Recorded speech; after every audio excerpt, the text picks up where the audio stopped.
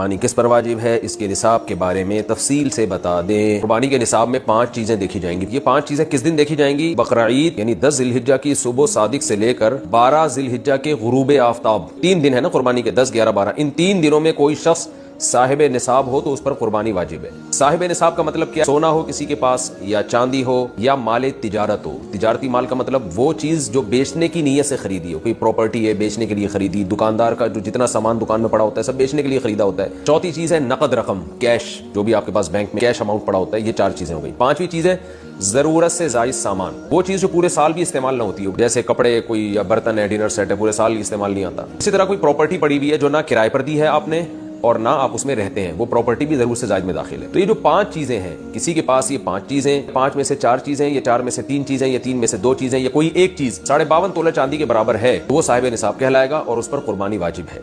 बशर्ते के ये जो 5 चीजें या 4 या 3 या 2 चीजें मैंने बताई हैं, इनमें से सबसे पहले कर्जा माइनस किया जाएगा। इसी तरह गैस बिजली का बिल जो इनके ऊपर लाजिम है वो भी इसमें से, या जो महीने का राशन आएगा वो भी माइनस किया जाएगा। माइनस करने के बाद अगर 52.5 तोला चांदी के बराबर रकम बच रही है तो ऐसे शख्स पर कुर्बानी वाजिब है, चाहे मर्द हो चाहे औरत हो। औरत कैसे कुर्बानी करेगी? उसके पास तो कैश नहीं होते आमतौर पे, तो पूरे साल जमा करे, थोड़े थोड़े अपनी जेब खर्ची से बचाया करे, या सोना को बेच कर करे। अलबत्ता किसी के पास सिर्फ सोना ही है, बाकी 4 चीजों में से कुछ भी नहीं, 1 रुपया भी नहीं है, तो फिर 7.5 तोला सोना जब तक नहीं होगा कुर्बानी वाजिब नहीं होगी।